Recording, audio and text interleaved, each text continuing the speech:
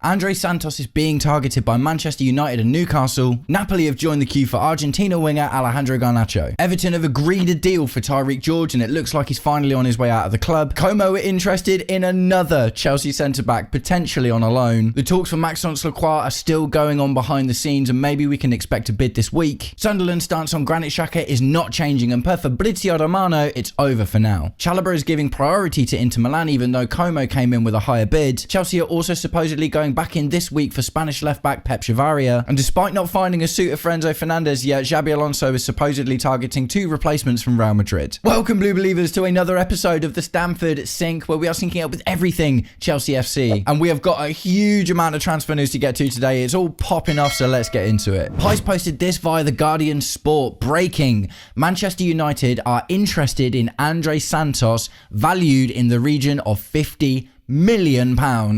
Newcastle also monitoring. Chelsea Dodgers also reposted this via The Guardian. Newcastle are also monitoring the Andre Santos situation as they seek a replacement for Sandro Tonali. So these ones kind of make sense, I'm not going to lie, because until he went to Tottenham, which is another surprise, Manchester United have been talking to Matheus Fernandes for a really long time. But obviously, he's gone to Tottenham now.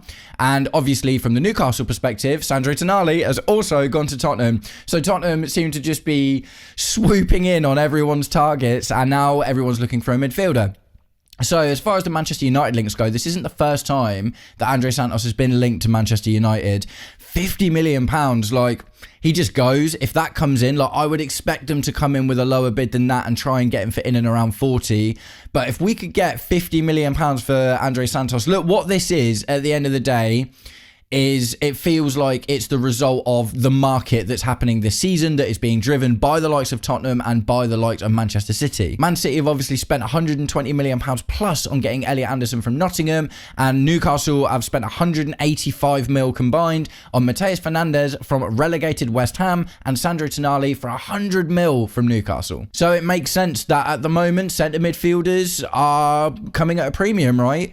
And it's one of those of Andre Santos. Andre Santos is following the story of many players that we've brought to Chelsea before, where he obviously looks like he has really good qualities, but those qualities don't necessarily seem to fit the manager that we've had at the time, right? If you think about Andre Santos at Strasbourg, where he's played his best football so far, he was a really creative and attacking midfielder, albeit playing from deep. He was scoring goals, he was getting assists, he's got leadership qualities because he was captaining the team as well. But when he came to Chelsea, we've used him in a few kind of different positions. He's probably more often than not actually played like the number 6 role, like the Moises Caicedo role. We've tried him as a deep line distributor as well. But what we're not doing is trying to play to his strengths, which essentially looks to be connecting play, bombing on forward, getting goals and getting assists. And to be honest, with Xabi Alonso coming in, if we were to keep hold of Andre Santos, I would imagine it'd very much be the same thing. He's not the deep line distributor we want, or that Xabi Alonso wants. Obviously, you got to look at the fact that, albeit I'll get to it later, it looks like the Xhaka links are cooling down now. You know, that kind of player. There's obviously been talks about Adam Wharton as well. Andre Santos is a box-to-box midfielder at the end of the day, and if we are going to carry on with this kind of possession-based football, that's not necessarily the midfielder you need. You know, we've got Caicedo, who's the ball winner, and, you know, as far as a first-team midfielder goes, we need someone who can connect the play together. But even as a rotational option, Dario Asugo is a lot closer to the profile of Moises Caicedo than Andre Santos is. And also, Andre Santos, look, maybe could be that deep line distributor. He's a tidy passer. We have seen it before, but it's not his go-to. And not exactly the same, but a little bit like Enzo Fernandez, you know, the deep line distributor role is not necessarily that game. So when you like, and again, I'm just thinking about the 3 at the back. You think we've gone out and bought like a right wing back in Palestra, for instance. If we're going to be playing that kind of system, then it looks like, you know, the best option for Andre Santos based on his skill set would actually be the half space number 10. But I don't think any one of us want to see Andre Santos in the half space number 10. So Newcastle or Man United? I mean, if I had the choice, I would say send him to Newcastle, because I just don't want to be sending our players over to rivals at the end of the day. It's just one of those, isn't it? But, you know, I guess you look at it, it's been a mixed bag, hasn't it? Like, Madueke went to Arsenal, albeit they won the league. It wasn't like he was instrumental to that. We sent Mason Mount to Manchester United and got a huge amount of money for him. And obviously, after all of this time, he has failed to kick on. But I wouldn't want to send Andre Santos to another club and hope that he doesn't do well. Like, I like Andre Santos. I would be disappointed if he left. But I do understand it's just one of those profile things, isn't it? He's a good player, he's developed well, and evidently if we're valuing him at 50 mil, that actually makes sense when you consider the likes of Adam Wharton, 100 mil, Sandro Tonali, 100 mil, Elliot Anderson, 120 million plus, Mateus Fernandes from a relegated team, 85 million pounds. So the money's just going nuts. The money's just going nuts. Like, in my head, I see Andre Santos somewhere in between the region of 30 to 40 mil, largely based on his potential. He didn't spend that much time on the pitch for us last season, although when he did, for the most part, he was good. Like, I thought he looked good, but it seemed to be a case of, as I was kind of just explaining, he doesn't really, his preferred profile of player in terms of like being a box-to-box midfielder doesn't necessarily seem to suit the kind of managers we've got. And the last, including Xabi Alonso, the last 3 managers that we've had have all been possession-based managers, right? And having that box-to-box midfielder in that, we're not transitional sort of thing. We're not looking for an Andre Santos or even potentially an Enzo Fernandez to bomb on and score goals all the time. We need to start learning how to control the midfield. So guys, let me know what you think about Andre Santos. Do you think he's worth 50 mil? Would you rather sell him to Manchester United or Newcastle? For me,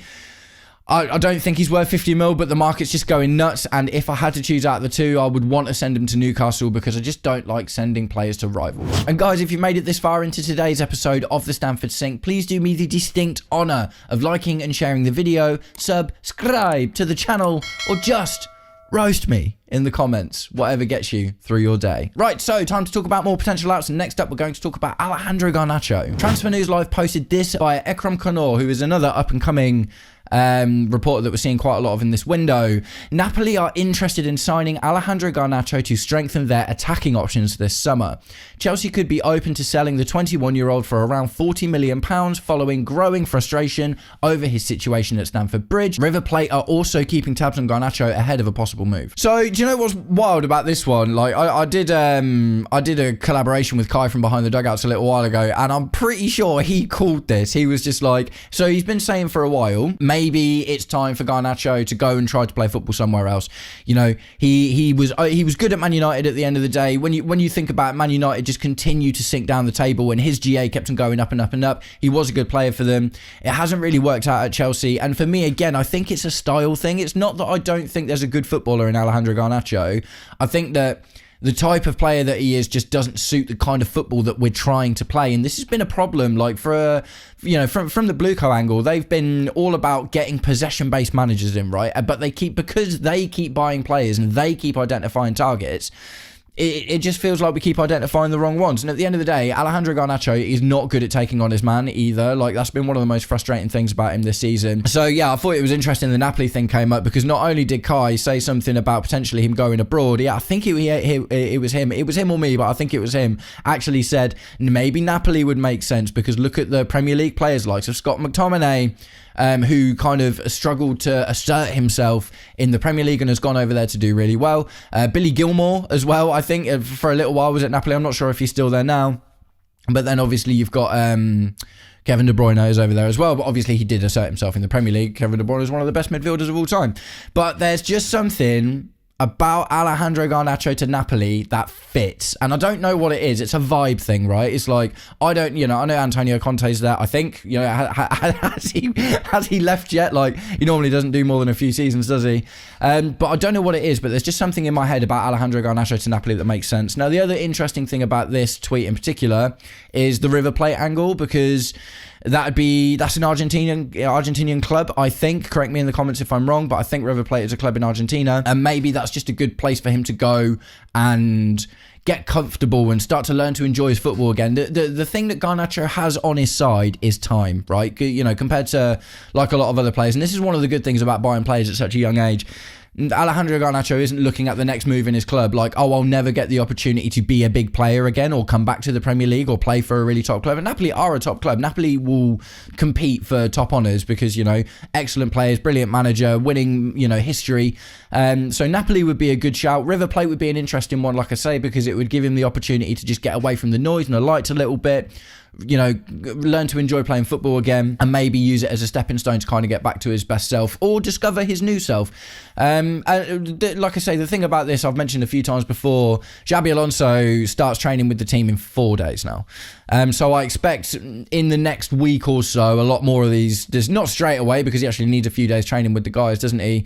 But, Alejandro Garnacho could massively benefit from Xabi Alonso. Maybe he gets turned into an attacking wing back. Maybe he's Jeremy Frimpong 2.0. who knows? You never know with a new manager. Like, we didn't think Malagusto was going to be the play every single position on the pitch apart from right back when Enzo Maresca came in. Some managers just see different things with different players and you really never know. But at the same time, if we were going to sell one of Alejandro Garnacho or Jamie Gittins, it makes a lot more sense to sell Alejandro Garnacho to create more space in the squad, because 40 mil, I think, is actually a little bit more than what we paid for him, because he won't have met the add-ons, I wouldn't have thought. I think it was like 35 or something plus, wasn't it? So we'll at least break even, if not make a small bit of profit on him. The thing with Jamie Gittins is a little bit younger. He cost a lot more money and he's been injured for a lot of the season. And also, I think we forget about this a little bit.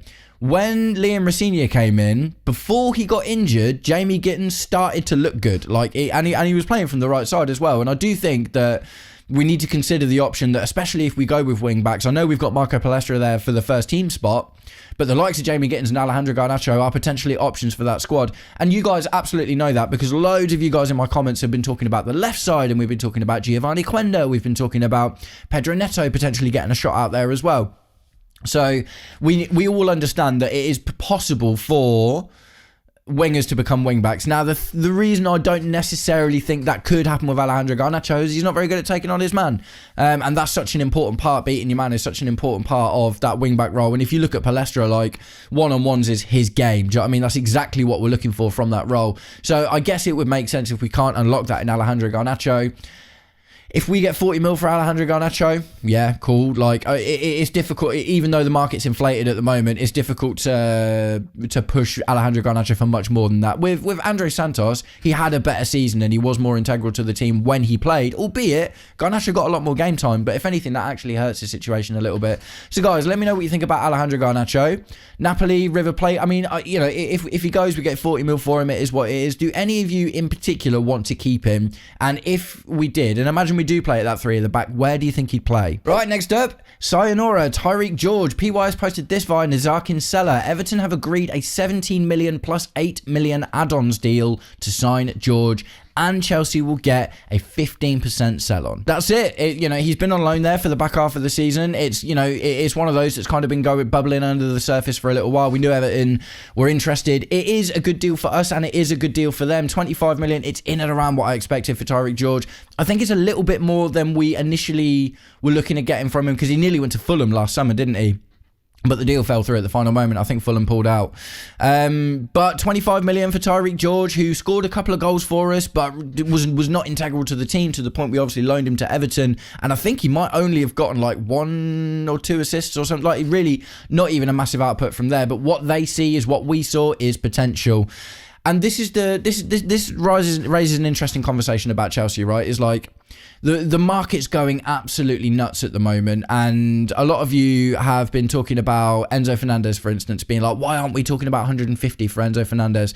It's like, because you get to a level, you get to a point where the more expensive your player becomes and the more he becomes worth, the less and less and less suitors he has at the end of the day. We don't want, I don't think it's necessarily a good business model for us to really absorb that Brighton idea where we buy a guy for really cheap, or we raise him from the academy and we try and sell him for hundreds of millions or whatever. And the reason that Enzo Fernandez is so expensive isn't because he's worth 150 million or whatever. It's because we bought him for 100. So, because it's about profit, isn't it? At the end of the day, it's about profit. So if we sell Enzo Fernandez for 120 million pounds, maybe I think if 40 million profit, something like that.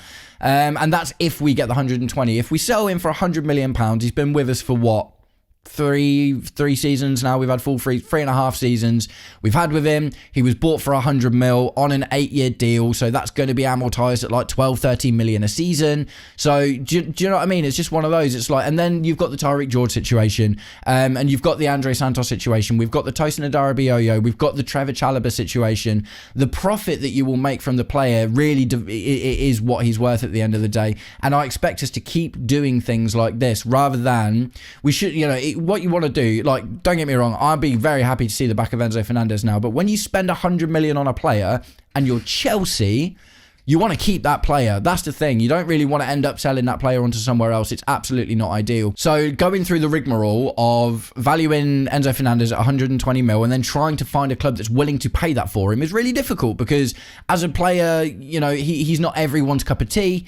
so to speak. But with Tyreek George, it's like he's so young and there's so much potential, and it's a snip essentially for a club to come in and take that risk of the 25 mil on a Tyreek George when he could develop into a really good player, and we still make a very, very healthy amount of profit on that. Not to mention the 15% sell-on clause, right? Because if they sell him for 50 mil in the future, because he uses Everton as a stepping stone and goes on to be a great winger, and we sell him for, they sell him for 50 mil, then we get 7 mil from that. Do you know what I mean? Like 7.5 mil or whatever. So that could end up being us making 30 to 35 million profit on a Tyreek George, depending on how his career goes. So I like Tyreek George, and do you know what? Honestly, I'll just be interested to see him get a real opportunity to play as a winger, because we just played him as a striker all the time. Do you know what I mean? It's like Enzo Maresca was like, you're going to play a striker for us. And it's like, we've got Mark Gue on the bench and Tyreek George is getting all this time at striker. It's like absolutely wild. But I wish him luck. It's a bit of money in the bank. We are like, look, you know, this is what this whole video is going to be about today. We are just seeing loads more players starting to be linked now. I think the exodus, whatever you want to call it, is on its way. Things are starting to heat up now. More and more clubs are getting knocked out of the World Cup. We're going to start seeing a lot more moves of players going out. We're starting to be, you know, have a lot of our players being linked with moves away. A couple of others we're going to move on to in a minute. One such player is Mamadou Sarr. Pice posted this via Fabrizio Romano. Como appreciate Mamadou Sarr and consider him for a loan. Chelsea haven't opened doors yet to this. Chelsea keep maintaining contacts for Lacroix. Despite it being quiet in the media, Crystal Palace asking price and their replacement are two things. So we'll get onto the Lacroix stuff in a minute because I've got another slide to look at about that. But first things first, let's talk about Mamadou Sarr to Como. Makes sense, doesn't it? Makes sense. You know, a lot of questions are being asked about Mamadou Sarr. We obviously ripped him away from what was a really successful time for him at Strasbourg at the age of 20. He's 20 going on 21 now. He'd been in Strasbourg's first team for 18 months under Liam Rosenior, doing really well. We bring Liam Rosenior to Strasbourg, and there was the whole debacle, and it was a debacle, wasn't it, where we ended up, because we needed a centre-back. It was so obvious that we needed a centre-back, and we were still looking for that Levi Colwill replacement. Obviously, Jeremy Jacquet ended up going to Liverpool, and that was the rigmarole at that time. So what we ended up doing was bringing Mamadou Sarr on loan to Chelsea, ripping Aaron Anselmino away from what was also a successful loan move for him at Dortmund, sending him to Strasbourg in place of it, and then Mamadou Sarr barely featured for us, and Aaron Anselmino got injured at Strasbourg and barely featured for them either. So the whole thing was just a mess, to be honest. I think the reason that they're saying Chelsea haven't opened doors to this yet, I think out of probably all of the centre-backs we've got, profile-wise, Mamadou Sarr is probably the closest thing we've got to Levi Colwill in terms of the passing centre-back, right? You know, Trevor Chalobah is going to be sold. Other than, you know, so the three good, well, reasonably good passing centre-backs that we've got in our squad, Levi Colwill, obviously amazing. Trevor Chalobah looks like he's going to be on his way out. And then we've got Tosin Adarabioyo as the other option, but he's okay at it. Do you know what I mean? He's okay. It's not ideal. And, you know, another player that Como are looking at as well. And I wouldn't be surprised to see some people kind of knock on the door for Tosin Adarabioyo for the Premier League experience later down the window. So Mamadou Sarr to Como actually makes a lot of sense. So we're going to get onto the Trevor Chalobah stuff in a minute. Although, you know, Como have come in for him, he has another club in mind that he'd like to go to. And this would work for us and it would work for Como. Como they're going out and buying a lot of players at the moment. Obviously, bearing in mind they've now been linked to 3 of our centre-backs, all of whom have in common that they're good passers. Mamadou Sarr does make sense. The reason that we are not opening doors to this yet, I imagine, is because Xabi Alonso hasn't gotten through the door and has not yet had a chance to look at him. So if we're going to sell Trevor Chalobah and we don't want to rely on Tosin Adarabioyo, there is an opportunity here for Xabi Alonso to come in and use Mamadou Sarr potentially as the rotational option for the Levi Colwill passing centre-back option. Now, Mamadou Sarr, I feel bad for him because he just didn't get a shot, really. He was playing every single game at Strasbourg and he was developing really well at such a young age. And then we bring him back because we needed a centre-back. Obviously, like I said, the Jacquet deal fell through. And then he played a really good game against Hull, looked absolutely fantastic against Hull. He was really, really good, crazy passing percentage, and he looked calm and astute, but he then just didn't kick on, essentially, and he wasn't given opportunities either, this is one of the biggest issues about Chelsea at the moment, is we've got so many centre-backs that when that is obviously the thing that isn't going well, that it is natural for the managers to be like, well, the centre-back partnership cost us in that game, so I'm going to change it for this one. We had the most centre-back partnerships in the Premier League. It was 9 or 10 or something stupid, absolutely stupid, the amount of centre-back partnerships we had last year. So Mamadou Sarr, being a young player that hasn't fully acclimatized to the Premier League, didn't really get much of an opportunity, but he is one of the ones that I will be interested to see what Xabi Alonso thinks about him. So Como, if he doesn't end up staying with us, I mean, I'm not going to lie to you, him going and getting a season of game time at Como is a better idea than us keeping him at Chelsea, I think, to be honest. But I do see that there's potential there because Xabi Alonso, obviously is going to want, outside of Levi Colwill, he's going to want a centre-back that can pass as well. And also, Xabi Alonso is good at working with young players. So there's some interesting stuff in and around this. But I will be honest, I'll be really happy to see Mamadou Sarr go on loan to Como if that is what ends up happening, right? Because I would love to see one of our players be brought up by Cesc Fabregas, who I would like to have seen in the Chelsea dugout. Obviously, I'm really, really happy with Alonso.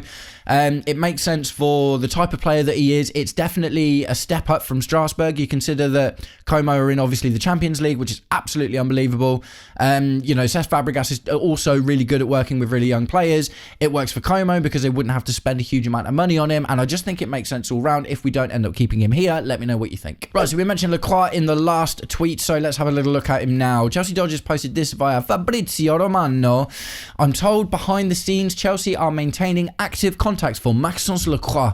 Two important things: the pricing, because Palace are still asking for big money, and the Palace replacement. The deal remains on, conversations on, we have to track. So there was something that came out that's been put to bed last week about Crystal Palace being in for Charlie Cresswell. I can't remember what club it is to, but Charlie Cresswell has now gone somewhere else. So as of right now, Crystal Palace don't have their replacement for Maxence Lacroix. And look, there's something else I've spoken about recently is relationships, right? And, maintaining good relationships with clubs is really important when you think about, the craziness of the transfer window.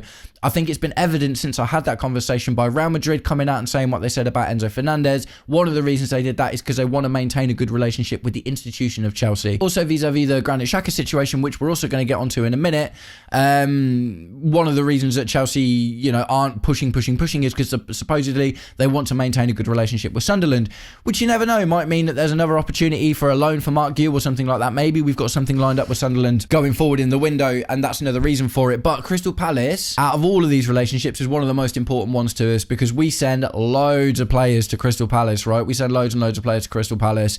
I know a lot of people say that we fumbled the Elise deal. Like, don't get me wrong, Elise, one of the best players in the world now, absolutely wild, and we could have had him. But at the same time, we didn't fumble the deal. We just didn't want to pay him the wages at the time because it was outside of the structure. So it wasn't a case of I think Elise was willing to come to Chelsea. We just weren't willing to pay him what he was asking for. Obviously, he's gone to Bayern Munich and the rest is history. But with Maxence Lacroix, it makes sense to not just force and rush this deal, right? Because, I've mentioned it before, we sold the Mark Gurhey, Conor Gallagher, Ruben Loftus-Cheek, Trevor Chalobah, we loan players to Crystal Palace and we send players to Crystal Palace on quite a regular basis. And they're, it's another London club. They're doing really well at the moment, and it's a good club to send one of our players to. For instance, if we were going to loan Josh Achiampong, although I don't think we are, I'd love to see him go to Crystal Palace. And supposedly there has been other conversations had in the last few weeks to say that Crystal Palace would love to have Josh Achiampong in their ranks. There was another thing that I spoke about a few days ago. Apparently we've offered all of our extraneous centre-backs to them: Disasi, Badiashile, Tosin and Chalobah. But obviously the noise about Chalobah is now very firmly in the Italy situation. I think the Maxence Lacroix deal is going to happen, and I'm not going to lie to you, 52 mil, bearing in mind we just spent 50 mil on Marco Palestra at 21, 52 mil, it might be a little bit more than that, but that's what Tottenham paid for Van Heck, and that's the barometer at the moment. So unlike the midfield market, the centre-back market is not going absolutely nuts, which is a good thing. That's important. We can't be paying, we won't pay 60, 70 mil for Maxence Lacroix. I wouldn't have thought, to be completely honest. I was asked about it by Jay from Talking Chelsea a little while ago, and I said 55 plus 5, I think, feels like something like that, up to 60 mil with add-ons. And obviously, if we can send a player in, if we can sell them a Benoit Badiashile or Disasi, I don't think they'd take Disasi, but if there's an opportunity for an exchange of players, they're not a player swap deal because that doesn't really happen, then maybe that's something else that's being talked about. Obviously, also Lacroix still at the World Cup. But I just think it's really important to maintain that relationship with Crystal Palace. They're saying big money, 50 mil plus for a solid Premier League centre-back with winning credentials in the last few seasons at a Crystal Palace, who have been through a tumultuous season as well with the whole Glasner thing. Do you know what I mean? I think it'd be a good deal. It feels pretty nailed on. Obviously, football's a wild beast and we've got no idea what's going to happen, but I think the Lacroix deal will happen, and I do think it's fair to wait for them to get a replacement as well, because if we give them 50 mil plus for Lacroix and then they go to buy their next guy, then this is what happens with the market. This is what we're looking at in the midfield market now. They'll be like, oh, well, look at the price that you got for this guy, so we're going to add an extra 10 mil onto the price of the replacement. So it makes sense to try and allow Crystal Palace to get their replacement for Lacroix in before they sell him to us. Right, sticking with centre-backs, we're going to talk a little bit about Trevor Chalobah. Pies posted this via Fabrizio Romano. Chalobah gives priority to Inter Milan. Personal terms advanced and then talks with Chelsea over fee.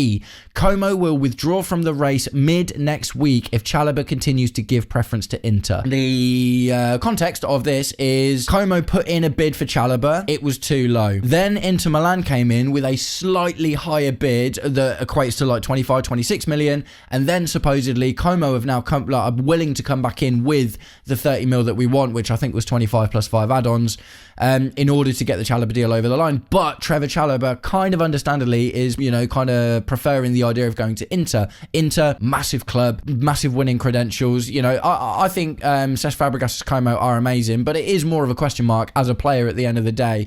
If Trevor Chalobah wants security and to know that he's in a team that's more likely to be fighting for higher honours, then it makes sense for him to go to Inter Milan. The difference, obviously, at the moment, we would rather sell him to Como because it looks like they're willing to pay more money. But if Trevor Chalobah is very much like, I only want to go to Inter Milan, then that gives Inter Milan a bit more power and they don't need to raise their price, do they? Either way, looks like in the next week we're going to see the end of the Trevor Chalobah saga. This isn't a situation of us offering him out to people, or, there's a lot of interest for him. Nearly the right amounts of money are being talked about. Obviously, if he goes to Como, then they give us better money, but at the same time, potentially, as I mentioned earlier, they're also interested in Mamadou Sarr, so it might not be over between Chelsea and Como. If we sell Chalobah to Inter Milan, we'll get the money from Inter Milan, and then potentially, depending on what Xabi Alonso thinks of him, we might end up loading Mamadou Sarr to Como instead, which could suit all parties, to be honest. So look, either way, looks like the Trevor Chalobah situation is going to come to a close soon. Right, time to talk a little bit more about Granit Xhaka, but I have talked a lot about Granit Xhaka over the last few days, so we're going to keep this one reasonably brief. Pies posted this via Fabrizio Romano. Sunderland are refusing to open doors for Xhaka to Chelsea. Alonso keeps dreaming of having Xhaka, but for Sunderland, there is zero price. Not 10 mil, 20 mil, 25 mil, 30 mil. No, it's not about the money. We have to consider the negotiation off as of now.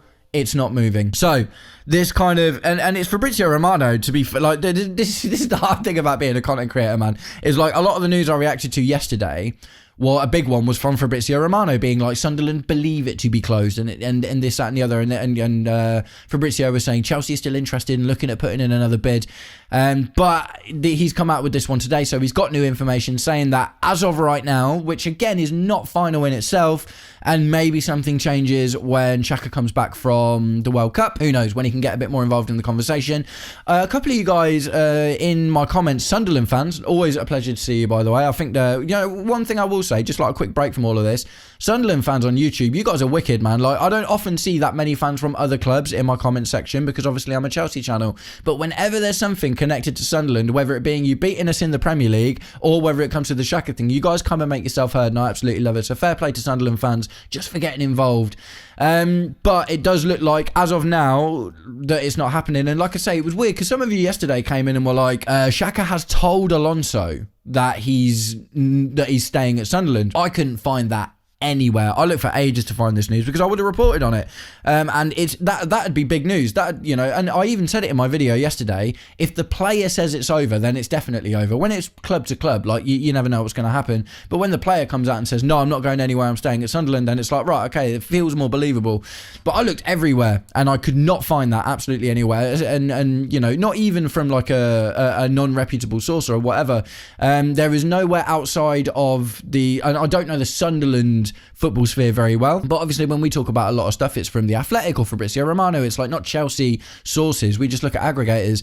So I couldn't find anything anywhere yesterday saying that Xhaka had told Alonso that he doesn't want to go, but one way or the other, that doesn't even seem to be the point. The point that we're seeing from Fabrizio Romano today is that Sunderland absolutely not looking to sell Granit Xhaka at all, and unless he comes back from the World Cup and tries to agitate his move at the club, then it's probably not going to happen. Pods also posted this via Fabrizio Romano to say Chelsea have had 2 proposals for Xhaka rejected, doors now closed.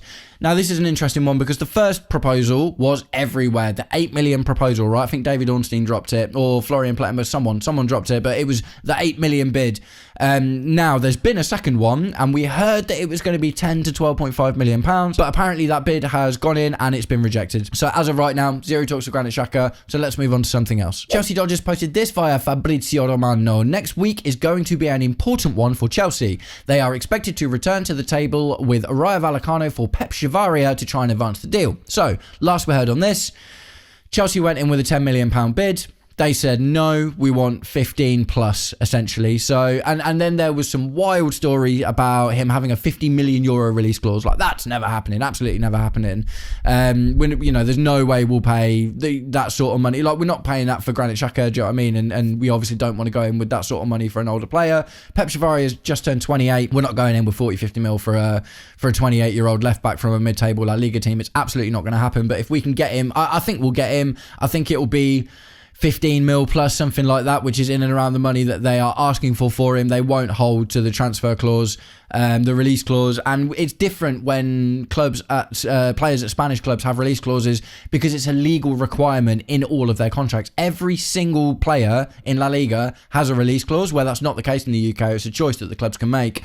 So for instance, like I mentioned this a little while ago, Barcelona were doing crazy stuff like signing up, when they were signing their La Masia graduates up to new deals, they were putting like £500 million or euro release clauses on them. Absolutely outrageous, stupid ones that no one could just come in and trigger at the end of the day.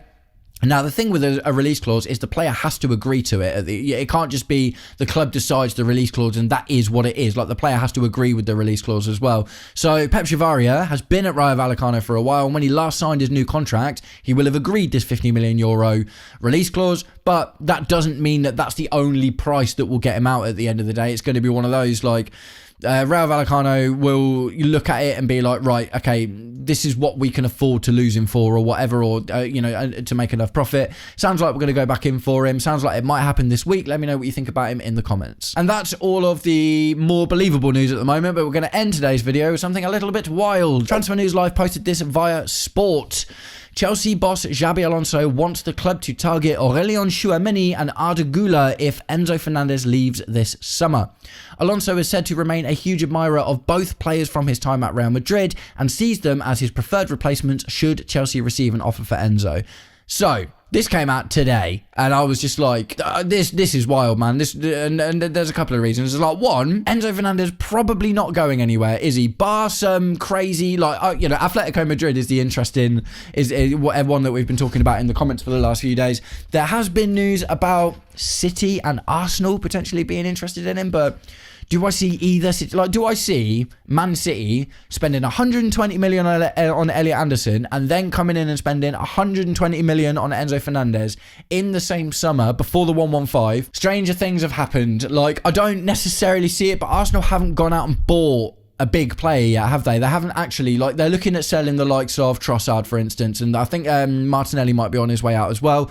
Arsenal, and there's even been links away for Kai Havertz and stuff. Like, Arsenal at the moment are looking to, they're starting to try and shift out some of their players, but there's not been crazy links for them with players, apart from Morgan Rogers, really, which again, they might be waiting until the end of the World Cup, taking a little break because they're the Premier League winners and they can just wait to do their deals because everyone wants to join them at the moment. But do I see Enzo Fernandez not even just going to Arsenal? Like, if they came in and put 120 mil on the table, he'd be like, yeah, cool, let's go. That'd just be what it is, wouldn't it? I don't think Enzo Fernandez would balk at going to Arsenal, but do I think Arsenal will come in for him? It's a weird one, isn't it? Because I didn't expect them to come in for Kai Havertz. I didn't expect them to come in for Willian or David Luiz or, or Petr Cech, like when they did, or Kepa Arrizabalaga. Like, they always surprise me when they come in and buy some of our players. Like, the Noni Madueke one was one of the ones I actually understood. Now, we got a good price. They needed a backup for Bukayo Saka because of the injury stuff and because he played so much football. They needed a player of a similar profile and obviously a reasonably good age. It can be in the squad for a while. It made sense when they came in for Noni Madueke. But does it make sense in coming in for Enzo Fernandez? Don't know. Martin Odegaard potentially on his way out, I guess. And potentially Enzo Fernandez would suit their kind of stodgy free kick football or whatever it is, maybe a bit more at the moment. And a midfield of Rice and Enzo Fernandez, I guess, would be an interesting proposition if Enzo Fernandez was allowed to do what he does for us and bomb on and get forward a bit more. But I don't know. So anyway, first whole thing about this is the Enzo Fernandez angle is just a bit strange, isn't it? It's just a bit strange. The other angle, Aurélien Tchouameni and Arda Güler. So Aurélien Tchouameni in particular, yesterday, a report came out also on Transfer News Live saying that Jose Mourinho wants to keep Aurélien Tchouameni and they don't want to send him out anywhere. They really want to keep hold of him. So look, £70 million I think had been the kind of price quoted for him. The talks about it before is if they went in for Enzo Fernandez, maybe Aurélien Tchouameni would be an interesting replacement. But I don't see us just going out and spending, what's he like, 27, 28, something like that. I don't just see us going out and spending the money. Arda Güler is maybe a slightly different conversation to be had, to be honest, because Jose Mourinho is not exactly known for his love of developing young players, is he? Arda Güler is at a crossroads in his career at the moment where he's at the best team in the world, and under Xabi Alonso, he featured quite prominently there. With Jose Mourinho coming in and being Jose Mourinho, Arda Güler all of a sudden doesn't look necessarily as nailed on, does it? Now, it's not to say that Jose Mourinho never worked with young players, like, Oscar, I think, was only 22 when we bought him. Eden Hazard obviously was still really young when he came to Chelsea in the first place. There is a thing there to say it would work, but does Arda Güler think that he's going to be a key player under Jose Mourinho? He will know that very soon. The other angle for us about this is the Morgan Rogers angle, right? Morgan Rogers, although he has come out and being like, that's a bit crazy, they've slapped a price of £130 million on Morgan Rogers. I don't think it'd be the same for Arda Güler. I don't think it'd be anywhere nearly that kind of money. So if we don't get a Morgan Rogers, then maybe Arda Güler would be an interesting option. But also, he's another left footer, isn't he? Another left footer. We've got so many left footed players at the moment. I feel like we do need a slightly different profile.